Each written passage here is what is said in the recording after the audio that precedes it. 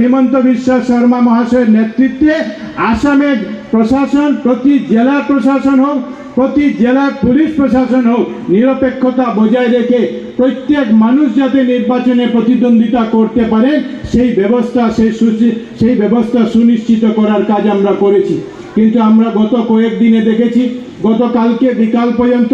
কংগ্রেসের যারা প্রার্থীরা ছিলেন, কংগ্রেস যাদেরকে প্রার্থী করেছিল, কংগ্রেস যাদেরকে ধরে বেঁধে প্রার্থী করেছিল, যাদেরকে আটকানোর জন্য হোটেলে রাখার প্রয়োজন হয়েছে, সেই কংগ্রেসের প্রার্থীরা বেরিয়ে এসে বলেছেন যে আমরা মোদিজির নীতির বিরুদ্ধে আমরা লড়তে চাই না, আমরা ডক্টর হিমন্ত বিশ্ব শর্মার বিরুদ্ধে লড়তে চাই না, আমরা বিজেপির বিরুদ্ধে লড়তে চাই না, আমরা উন্নয়নের বিরুদ্ধে লড়তে চাই না, আমরা সবাই উন্নয়নের সঙ্গে আমরা কাজ করতে চাই। আর দেখেছেন আপনারা যে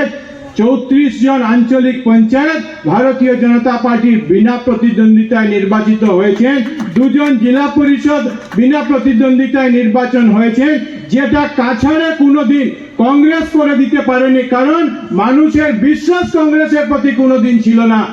কংগ্রেস জোর জবরদস্তি করে নির্বাচন আগের দিকে পরিচালিত করত, আর কংগ্রেসের আশা যে হয়তো বিজেপিও তাদের মতো করবে। কিন্তু আপনারা সবাই জানেন, আমরা সবাই জানি, সাংবাদিক বন্ধুরা সবাই জানেন যে আমরা বলে থাকি, আর শুধু বলে থাকি না, আমরা সেই নীতিতে বিশ্বাস করি যে বিজেপি যে পার্টি উইথ ডিফারেন্স। আমরা কোনোদিন প্রশাসনকে কাজে লাগাই না। আপনারা জানেন যে কংগ্রেসের সরকারের সময় এই কাছাড় জেলায় রেকর্ড আছে যে ভারতীয় জনতা পার্টির প্রার্থীদেরকে, এই কাছাড় জেলায় রেকর্ড আছে যে অন্য অকংগ্রেসী প্রার্থীদেরকে